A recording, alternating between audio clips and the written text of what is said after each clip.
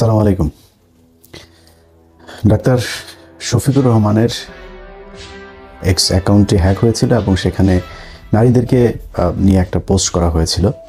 সেটা নিয়ে জামাত ইসলামের পক্ষ থেকে একটা সংবাদ সম্মেলন করা হয়েছে এবং সেই সংবাদ সম্মেলনে তারা বিস্তারিত একদম সচিত্র দেখিয়েছে যে সাংবাদিকদেরকে ডেকে নিয়ে যে কিভাবে এটা হয়েছে। আমি ফেসবুক ইউটিউবের এই যে টেকনিক্যাল যে জিনিসগুলো এগুলো আমি দেখিও না, আমি এটার ব্যাপারে খুব বেশি এক্সপার্ট না। আমার এগুলো যারা দেখেন এবং বাংলাদেশে এখন এটা সবাই জানেন, যারা বাংলাদেশের গ্রামগঞ্জের থেকেও যারা এই যে বিভিন্ন ফানি ভিডিও করে, অনেকের ভিডিও আমি নিজেও দেখি, যেমন এই যে ফ্যামিলি এন্টারটেনমেন্ট, তারপরে অনেকেই দেখি এই যে শীতে টুনু টুনু নিয়ে একটা গান গেয়েছে এক ভাই, ওনার ভিডিও আমি দেখি। তো স্ক্রল করতে করতে অনেক কিছুই দেখা হয়। তো এইরকম যারা একদম প্রত্যন্ত এলাকা থেকেও ভিডিও করেন, তাদেরও আমার বিশ্বাস যে সবারই একজন না একজন কারো না কারোর কাছে তারা তাদের ফেসবুক পেজ দেখভাল করার দায়িত্ব দিয়ে রেখেছেন। যে কোনো সমস্যা হলে, হ্যাক হলে, কপিরাইট খেলে, নানান বিষয়ে তারা তাদের দ্বারস্থ হন। তো আমি তাদের সাথে যতটুকু আমার যারা টিম আছে তাদের সাথে কথা বলে যতটুকু জেনেছি যে জামাত ইসলামে গতকালকে যে জিনিসটা দেখিয়েছেন এটা 100% ট্রু, যে এটা সম্ভব। ধরেন গভর্নমেন্ট কোনো ইমেল ব্যবহার করে ফেসবুক এখন, যেমন আমার সেকেন্ড যে পেজ যেটা বাংলাদেশে দেখতে দেওয়া হচ্ছে না, সেটা কিন্তু সচল আছে কিন্তু বাংলাদেশে দেখতে দেওয়া হচ্ছে না। তো এটা গভর্নমেন্ট ইমেল ব্যবহার করে গভর্নমেন্টের পক্ষ থেকে এটা মেটাকে জানানো হয়েছে, যে কারণে এটা সম্ভব হচ্ছে না। আবার একইভাবে ধরেন কেউ যদি এটার ভালো কাজ করতে চায় সেটাও সম্ভব। ধরেন একজনের একটা পেজ কেউ একজন হ্যাক করেছে, এটা গভর্নমেন্ট ইমেল করে বা সাসপেন্ড করেছে কোনো একটা ফেক কপিরাইট করে, যেমন ইমপারসোনেশন একটা ক্লেম আপনারা করলো, তখন আপনারা এটা করে দিল, দেখাইলো যে হ্যাঁ এটার কারণে আপনার এটা শেষ। আপনি তখন গভর্নমেন্ট একটা ইমেল থেকে যদি তাদেরকে কোনো মেল পাঠান, সেটাতে খুব দ্রুত তারা রেসপন্স করে এবং খুব তড়িৎ ব্যবস্থা নেয়। তো এটাই করা হয়েছে এই জায়গাতে। এখন এটা অনেকের কাছে বিশ্বাস হবে, অনেকের কাছে বিশ্বাস হবে। এটা নিয়ে আপনারা দেখেছেন যে বিশেষ করে বিএনপি তারা তো নেমেছেই, এর মাঝখানে আবার সেই শাহমাগি যারা আছে সেই শাহমাগিরা আবার রাস্তায় পাশার মধ্যে টিপটুপ লাগায় তারপরে তারা নেমে গিয়েছেন। তো তাদেরকে অনেকদিন আমরা দেখি নাই মাঠে, তারা এই সুযোগ একটা পেয়ে তারপরে নেমে এসেছেন। ওনাদের ধরেন ওই যে আওয়ামী লীগের সময় এক নারী ধানের শীষে ভোট দিয়েছে দেখে এই জন্য রাতের বেলা গিয়ে 6 জন মিলে ধর্ষণ করলো। তারপরে গিয়ে এই যে কয়েকদিন আগে মহিলাদের জামাত ইসলামের মহিলাদের পেটে লাথি মারলো, তারপরে হিজাব টেনে খুলে ফেললো। এগুলোতে কোনো সমস্যা হয় না, কিন্তু এগুলোতে কিন্তু তারা এই শাহমাগিদেরকে আমরা মাঠে দেখি নাই। এটাতে বিশেষ উদ্দেশ্যে তারা নেমে এসেছেন এবং তাদের নির্দিষ্ট কিছু আপনার অ্যাসাইনমেন্ট আছে, যে অ্যাসাইনমেন্টগুলো দিল্লি থেকে দেওয়া হয় সেগুলো তারা পালন করে। এগুলো প্রথম আলো, ডেইলি স্টার প্রমোট করেন। তো তারা আবার নেমে এটা নিয়ে ব্যাপক আকারের একটা জল ঘোলা করার চেষ্টা চালিয়ে গেল এবং সেটাতে পাবলিকের খুব একটা ভালো সাড়া পায় নাই, খুব একটা সুযোগ সুবিধা করতে পারে নাই। কিন্তু যেটাই হোক, মনে করেন যতটুকু হয়েছে এটা নিয়ে অনেক কিছু 2 দিনে অনেক ঘটনা ঘটলো। এখন মনে করেন জামাত ইসলামের এটা ওনারা বিশ্বাস করে নাই। জামাত ইসলাম সংবাদ সম্মেলন করে যেটা বলেছেন, আমি ধরে নিলাম ওনাদের দলে গেলাম কিছুক্ষণের জন্য, যে ধরলাম ডক্টর শফিকুর রহমান এই পোস্টটা তিনি করেছেন। আচ্ছা, এবার আপনি আমাদের বলেন সেই পোস্টে তিনি কি বলেছেন। এই পোস্টে তিনি যে কথাটা বলতেছে সে কি মনে করেন যদি শফিকুর রহমান করেও থাকে বা যেটা লেখার চেষ্টা করা হয়েছে, সে কি বলেছে যে যারা বাইরে কাজ করতে যায় সবাই প্রতি, এটা বলা হয়েছে বাইরে কাজ করতে যায় সেসব নারীদেরকে পতিতা বানানোর চেষ্টা করা হয় বা বানানো হয়, তারা নিজেরা সবাই এটা বলা হয় নাই কিন্তু। আচ্ছা, এখন আমি যদি ওনার পোস্টকে এখন ডিফেন্ড করি, তাইলে আমি কিছু কথা বলে আপনাদের কারো পছন্দ হবে না, সেটা আপনার ব্যাপার। আমি আমার মন্তব্যটা বলি।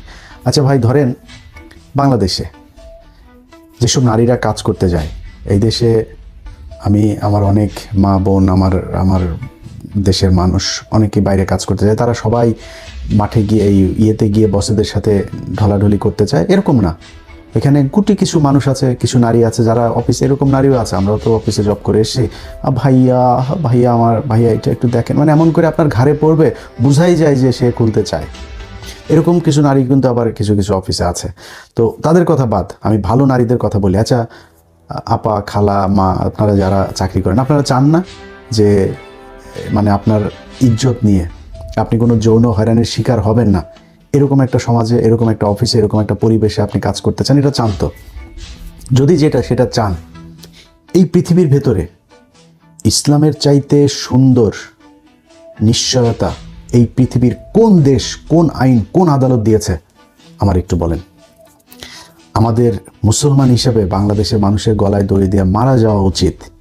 শরিয়া আইন বাস্তবায়ন করতে চাই, এটাকে আমি মুসলমান, আমি এটার আমার প্রোডাক্টকে আমি এমনভাবে উপস্থাপন করেছি, পৃথিবীর ভেতরে মনে হয় সবচেয়ে নিকৃষ্ট, সবচেয়ে মানে মধ্যযুগীয় একটা আইন বোধহয় শরিয়া আইন। আর ভাই, শরিয়া আইনের ভেতরে, পৃথিবীর ভেতরে নারীদেরকে যেই ক্ষমতা, যেই স্বাধীনতা, যেই আপনার আর্থিক নিশ্চয়তা দেওয়া হয়েছে, এই পৃথিবীর ইতিহাসে কোনো ধর্ম, কোনো গোষ্ঠী, কোনো দেশ, কোনো রাষ্ট্র, কোনো আইন, কোনো শাসন ব্যবস্থা দিতে পারে নাই। আপনি চ্যালেঞ্জ করবেন, আপনি বলেন এই পৃথিবীতে এমন কোন দেশ আছে, কোন দেশের আইন আছে একজন নারীকে আপনি বিয়ে করবেন, বিয়ের আগে আপনাকে নির্দিষ্ট দেনমোহর করতে হবে। আমরা আমাদের দেশে দেয় না, মাপ চায়, তারপরে বলে ওকে ঠিক আছে, যে ওরাও জানে, মানে এটা আমরা এই শরিয়ার এই ইয়েটাকে আমরা এমনভাবে ব্যবহার করেছি যে কারো যদি একজন ডিভোর্স হয় তখন সে টাকাটা পাবে, ওই দর কষাকষি করে যে 30 লাখ 50 লাখ, এখন তো কোটি টাকায়ও দেনমোহর হয়, দেয় না কেউ, না দিয়ে কী করে ওইটারে, ওই যে যখন ডিভোর্স হয় তখন ওইটারে নিয়ে এক গুতাগুতি শুরু হয়, এই টাকা এখন দিতে হবে। তো জিনিসটা এরকম না, জিনিসটা ইসলাম বলেছেন আপনার স্ত্রীর শরীরে টাচ করার আগে আপনাকে এই টাকা শোধ করতে হবে, আনলেস আপনার স্ত্রী যদি মাপ না করে। যদি মাপ করে দেয় সেটা ঠিক আছে। আচ্ছা, এখন আমাদের সবাই ওইটাই করে। যাই হোক, এই পৃথিবীর কোন আইন বলেছে যে আপনার স্ত্রীকে টাকা দিয়ে বিয়ে করতে হবে? আমার পাশের দেশে যান, একজন দরিদ্র মানুষ তার মেয়ের বিয়ে দিতে পারে না যৌতুক দেওয়ার কারণে। আমার দেশেও এই তাদের দেশের থেকে এগুলো সংক্রামিত হয়েছে। পৃথিবীর কোন দেশ আছে একজন নারীকে তার স্বামীর সম্পত্তি দিতে হবে, তার বাবার সম্পত্তিও দিতে হবে? এই পৃথিবীর কোন আইনে এইটা বলা আছে আমারে বলেন। মানে শরিয়া আইনের ভিতরে এটা বলেছে যে একজন নারী কাজ করতে যেতে পারবে না, বাইরে যেতে পারবে না সে। আরে ভাই, কোনো নারী যদি তার চোখ মুখ সব বন্ধ করে, ইসলাম আপনাকে বলেছে আপনি আপনার মুখমণ্ডলে একটু আপনি খোলা রেখে আপনি বাইরে যেতে পারবেন। যদি আপনি বেটার করতে চান, আপনি পুরো শরীর ঢাকেন, সেটা আপনার ব্যাপার, আপনাকে করে নেই, আপনি কাজ করতে যেতে পারবেন। ইসলাম আপনাকে যুদ্ধ করার সুযোগ দিয়েছে, যুদ্ধ করেছে আমাদের নারীরা, কোনো সমস্যা নেই। কিন্তু শরিয়া আইন মানে এমন একটা গজবের মতো তৈরি করেছে, এমন এই কথাটা শুনলেই মানে মনে হয় যেন বিশাল এক ভাই, রাসূল সাল্লাল্লাহু আলাইহি ওয়াসাল্লাম বলেছিলেন যে উনি এমন একটা শাসন ব্যবস্থা রেখে যাবেন যেখানে মদিনা থেকে, আমি ভুল করলে সংশোধন করেন, আমি আসলে তো আর মানে আলেম না, যেখানে আমার ভুল হইতেই পারে, একবার পড়েছি যতটুকু মনে আছে সেটা বলছি। মদিনা থেকে একজন নারী সিরিয়াতে যাবেন, গভীর রাতে, তার মনের ভেতরে আল্লাহ ছাড়া আর কোনো কিছুর ভয় থাকবে না, এমন একটা সমাজ ব্যবস্থা উনি রেখে যেতে চান। এটা মানে কি? মানে হচ্ছে যে আপনি যখন আপনার সমাজে, যখন আপনি বাংলাদেশে একটা নারী রাত 3টার সময় বের হইতে পারবে একা একা, তো সে খেয়ে ফেলবে। তো এটা ইসলাম এটা করে দিয়ে গিয়েছে। রাসূল সাল্লাল্লাহু আলাইহি ওয়াসাল্লাম আসার আগে একজন নারীকে পুঁতে ফেলা হতো, জন্ম নেওয়ার আগে পুঁতে ফেলা হতো। সেই সমাজে রাসূল সাল্লাল্লাহু আলাইহি ওয়াসাল্লাম জন্ম নিয়েছেন এবং সেই সমাজে তিনি বলে গিয়েছেন যে আপনার সবচাইতে বড় নিয়ামত হচ্ছে আপনার কন্যা সন্তান। একজন মাকে, একজনকে জিজ্ঞেস করা হয়েছে যে ইয়া রাসূলুল্লাহ, বাবার অধিকার বেশি না মায়ের অধিকার? বলেছে মায়ের। আবার জিজ্ঞেস করেছে তারপর কার? বলেছে মায়ের। তারপর কার? মায়ের। তারপরে তোমার বাবার। এটা ইসলাম। আমরা এটারে এমনভাবে উপস্থাপন করেছি, আমি খুব আশ্চর্য হই, এটার নাম মুসলমান। আরে ভাই, আমি পৃথিবীর বৈশ্বিক কারণে, আমি নিজেই বলেছি, আমি কয়দিন আগে বলেছি, এখনও বলছি যে আমি এই মুহূর্তে বাংলাদেশের শরিয়া আইন পালন করার জন্য যেই পরিবেশ, যেই আমাদের নিজস্ব এখন আমি ধরেন বললাম যে হ্যাঁ আমি এখন শরিয়া আইন চাই, আপনি শরিয়া আইন চাইলে আপনি সুদ খেতে পারবেন না, আপনি সুদ নিতেও পারবেন। আপনার রিজার্ভ কত আপনি জানেন? আমার বিশ্ব ব্যাংকের কাছে লোন আছে কত, IMF এর কাছে লোন আছে কত, জাইকার কাছে লোন আছে কত, চীনের কাছে লোন আছে কত। আপনি দিতে পারবেন, পরের দিন আপনি দিয়ে দিতে হবে, আপনি সুদ খাইতে পারবেন না, নিতেও পারবেন না, দিতেও পারবেন না, সাক্ষী থাকতে পারবেন না, লিখতে পারবেন না, 4 জন যাবে হাজতে, দোজখে। আপনি পারবেন না তো। আমার সেই সুযোগ আছে? আমি এখন মুখাপেক্ষী হয়ে আছি আমেরিকার কাছে, আমি চারিদিকে আমার সমস্যা, আমি পশ্চিমা সব দেশের ছাড়া আমি চলতে পারি না। সো আমার এত সাহস ভাই নাই, আমি এত ক্ষমতা দেখাইতেও পারবো না, আমি পারি না। যারা পারবে, যেমন আপনার চরমনায় পীর সাহেব, উনি পারবেন। তো ওনারা ওয়াজ করতে গেলে কি করেন? নারীদের পর্দা, নারীদের পর্দা। আরে ভাই, সূরা নূরের ভেতরে যেখানে আপনি এই পর্দার কথা বলা আছে, সেই পর্দার কথা বলার যে আয়াতে বলেছেন নারীদেরকে পর্দা করতে হবে, তার আগের আয়াতে, রিপিট, তার আগের আয়াতে বলা আছে আপনি পুরুষকে পর্দা করার কথা, আমার দৃষ্টি অবনত রাখার কথা বলা হয়েছে নারীকে দেখলে। আপনি দেখেন না তারে, কেউ যদি হয়ে থাকে সে তারটা করেছে, সে তারটা ভায়োলেট করেছে, আল্লাহ বলেছেন তাকে পর্দায় থাকতে, সে থাকে নাই, আপনি থাকেন, তাইলে তো হয়ে যায়। আমি তো আমেরিকায় আমি তো দেখি কোনো পুরুষ তো মেয়ে মানুষের দিকে তাকায় থাকে না। আমি মানে এগুলি রাস্তাঘাটে দেখি, বুঝছেন, বুড়া বুড়া মানুষ, বিশেষ করে জ্যাকসন হাইটে গেলে বুড়া বুড়া মানুষ অ্যাঙ্গেলে ট্যাঙ্গেলে হালকা করে একটু ঘষা লাগানোর চেষ্টা করে। এটা আমাদের বেটারা করেন, আমেরিকার বেটারা করে না তো এগুলো। কি ন্যাংটা হয়ে আছে না কি হয়ে আছে তার কেয়ারও করে না, সে তার মতো নিচের দিকে তাকায় আছে, বই পড়ছে, ফোন দেখছে, কেয়ারও করে না। তো আপনি ওরকম করেন, সমস্যা কোথায়? সব চাপাই দিতে হবে মেয়ে মানুষের উপরে। তো ওনারা এই মেয়েদের নিয়ে এগুলো বলে, যার সমস্যা তারা আপনি ঘরের মধ্যে নারীকে আটকায় রেখেও তারা ঠিক রাখতে পারবেন না। কেন পারবেন না? ধরেন এই যে চরমনের দুইজনের কথাই বলি, একজন হচ্ছে সিদ্দিকুর রহমান কুয়াকাটা, নাম সিদ্দিকুর রহমানই তো বোধহয়, হ্যাঁ, আর ওর ভাইয়ের নাম হচ্ছে হাবিবুর রহমান। এই দুই ভাই আপনি ইউটিউবে সার্চ দিয়েন, আবু বকর নামে একজনের বউরে এই সিদ্দিক করে নিয়ে এসছে, আপনার ভাগায় নিয়ে আসছে। তাও ভাগায় নিয়ে আসছে না, তারে নিয়ে বিয়ে না করে দীর্ঘদিন তারা আপনার ছিল, এবং এখনও বিয়ে করেছে কিনা এটা নিশ্চয়তা নাই। সেই মহিলাকে আবু বকর সাহেবের স্ত্রীকে নিয়ে যে, আপনি ইউটিউবে সার্চ দিবেন যে আবু বকরের স্ত্রীকে ভাগিয়ে নিল কুয়াকাটা, দেখেন ওইখানে আছে। এই হাবিবুর রহমান মিসবা এই আরেকজনের বউরে নিয়ে আসছে। তো তারা কাদের বউকে নিয়ে আসছে? রাস্তায় বেপর্দা এক মেয়েকে নিয়ে আসছে, আরেক আলেমের বউকে নিয়ে আসছে, যার কিনা মুখ থেকে নাক চোখ কোনো কিছু দেখা যায় না। তা আপনি তো পর্দা করে, ওই নারী তো আপনার হাত থেকে বাঁচতে পারে নাই, ওই মহিলার হাজব্যান্ড আপনার হাত থেকে বাঁচতে পারে নাই, তার বউকে আপনি নিয়ে আসেন, ছোটো ছোটো বাচ্চা রেখে সেই মহিলা চলে এসছে আপনার কাছে। তো আপনার কাছে পর্দা করে লাভটা হইলো কি? ওনারা এটারে ব্যবহার করেন। কেউ যদি শরীয়তকে ব্যবহার করে নিজের মতো করে নারীদেরকে করতে চায়, সৌদি আরবে বাংলাদেশের একজন মানুষ যায় যদি না কিছু চুরি করে, তার আপনি হাত কেটে দিবেন। কিন্তু সৌদি আরবের একজনে মেরে ফেললেও তার কোনো বিচার নাই। ঘরে কাজের বুয়া নিয়ে একটা করলে সেটারও কোনো বিচার নাই। ওনাদের জন্য আবার আলাদা, এটা আবার কাস্টমাইজ করে শরিয়া আইনকে তারা তাদের মতো করে ব্যবহার করে। ওইটা তো ইসলাম না। ইসলাম কোরআন যেটা বলেছে সেটাই ইসলাম। এর বাইরে পৃথিবীর কোন দেশ ইসলাম, কোন হুজুর কেমনে কি ব্যবহার করলো ওইটা আমার দেখার বিষয় না। কোরআনের বাইরে শরিয়ার কোনো কিছু নেই। সে কোরআন আপনাকে বলেছে শরিয়ার মধ্যে যে একজন মানুষের, একজন নারীর অধিকার কি সেটা স্পষ্টভাবে বলে দিয়ে গিয়েছে। একজন বলতে পারেন যে ধরেন ভাই শরিয়া আইন তো এটার চাইতে, আপনার যেসব দেশে শরিয়া আইন আছে তার চাইতে তো যেসব দেশে শরিয়া আইন নাই তারা আমাদের চাইতে অনেক ভালো আছে। হ্যাঁ, আমাদের চাইতে অনেক ভালো আছে, মানে আপনার কাছে মনে হইতে পারে অনেক ভালো আছে। ধরেন পশ্চিমের অনেক দেশ, তাদের প্রচুর সম্পত্তি আছে, প্রচুর টাকা পয়সা। একটা মানুষ বাংলাদেশে যদি চিকিৎসা নিতে যায়, ঢাকা মেডিকেলের যদি তার লোকজন না থাকে, সে ঢুকতেও পারবে না।